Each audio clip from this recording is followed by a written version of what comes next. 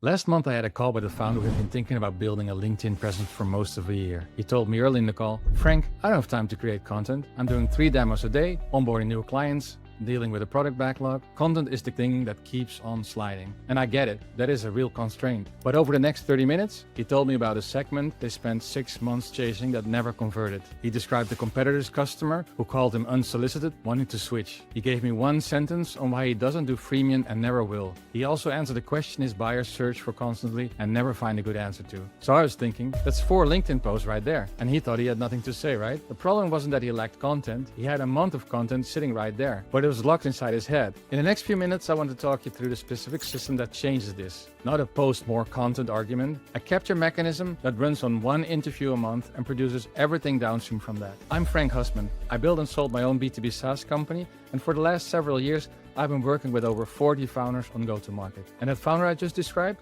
I've had that conversation lots of times. Different products, different ARR levels, but it's the same problem every time. The expertise is there, but the system to get it out of their head and into the market isn't. So here's the assumption that most founders are running on. Content creation is a time investment. You sit down, you write something, and then you publish it. To do that constantly, you need to carve out dedicated time every week, which at 1 million ARR with a sales pipeline to manage and a product backlog staring at you, you simply just don't have. But that model is structurally wrong. It treats content as a production activity, something you do separately from running the business, a block of time where you generate the thing from scratch. But that's not where your expertise lives. Your expertise lives in your sales calls, in your demos, in the moments where you're explaining to a prospect exactly why your approach is different from the 3 competitors they already spoke to. It lives in the calls where you tell someone honestly that your product probably isn't the right fit for them right now, and you watch their respect for you go up. That's your content right there. And it's already being produced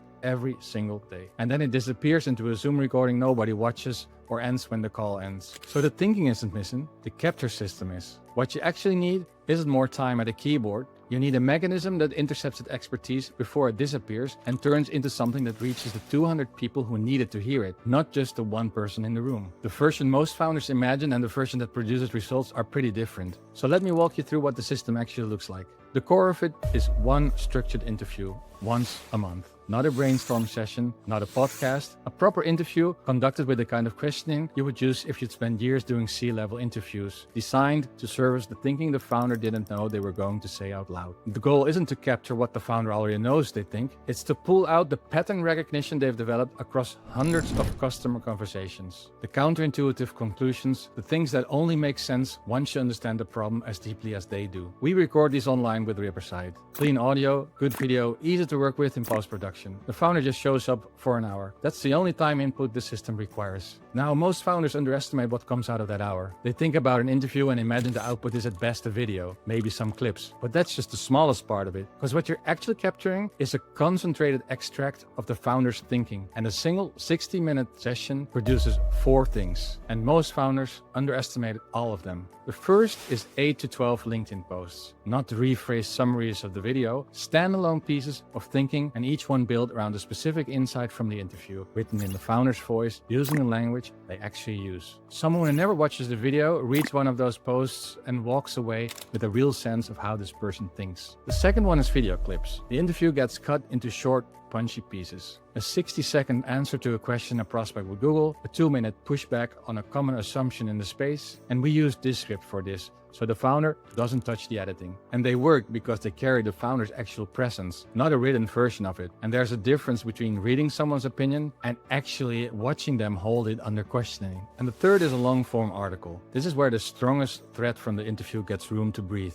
A proper piece that develops the reasoning, brings in data, and walks through the implication. Different buyers engage with long form. The ones doing serious research 5 months into the buying process need to see that the thinking holds up under scrutiny. A LinkedIn post gets them interested. An article tells them whether you actually understand their problem. And the fourth, which most people don't think about, is sales enablement material. Specific answers to questions prospects ask repeatedly, written in the founder's voice, that the sales team can send before or after a call. Content that removes the re-explaining the basics problem from every demo. But content without distribution stays invisible. So the next layer of the system is making sure the right people actually encounter it. We're in targeted LinkedIn ads against the founder's ICP, using the same content that came out of the interview. The posts and clips that perform organically become the paid distribution layer. And the result is that a specific set of accounts, the ones that actually match the founder's ICP, keeps encountering the founder's thinking, not once, repeatedly over weeks and months, before they're ever considering reaching out. And that repetition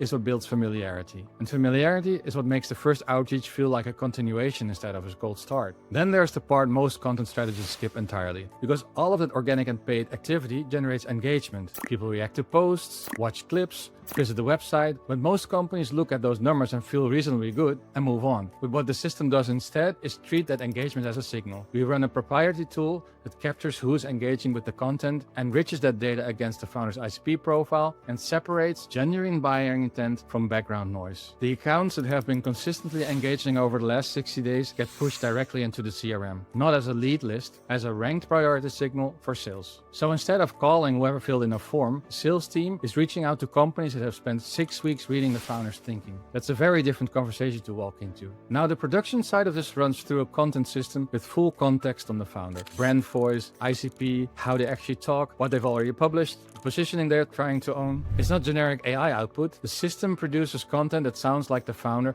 because it was built around the founder. The raw material is what makes it work. A service level interviewer produces service level content, regardless of how sophisticated the production tools are. The extraction is the hard part. Everything else is downstream of getting that right. Ivor at Isoplanner said something after his first session that captures it well. He said he was excited to do more interviews because he could already see the content build in the pipeline. And Robert, the CRO at Story Chief, described the same thing after the first round of video clips went live. Within the first 10 days, 2 qualified demo requests came in that were directly connected to the content. He had only been posting on LinkedIn for a short time at that point, and 2 demos in 10 days from a standing start isn't a normal outcome. It happened because the content carried real thinking, not a polished version of it. That's the compound effect of a capture system running consistently. Month 1, the first round of posts and clips is out. Month 2, the library grows. By month 6, someone who's been following along has encountered the founder's thinking across multiple formats, multiple angles, multiple weeks. They know how Frank or Ivor or Robert sees the problem. They've heard them push back on the conventional approach. They arrive at the sales call already convinced they are talking to the right person. Dream Data published their LinkedIn benchmark data for 2026. They track actual deal journeys, not what buyers say they do, but what the data shows. And the average B2B buying journey is now 272 days. 81% of the journey happens before sales even gets involved. And that number is worth sitting with for a second. For roughly 220 days, your buyer is researching, reading, watching, forming opinions, building a shortlist. And their buying committee now averages 10 people per deal, according to the same data. So those are 10 people, each doing their own research, each forming their own view of whether you're worth talking to before your sales team picks up the phone. And during all of that, the only version of view that exists in their world is whatever you put into the market. So if there's nothing there, or if what's there reads like it could have come from any competitor, you're not on the list. You don't lose the deal, you just never enter it.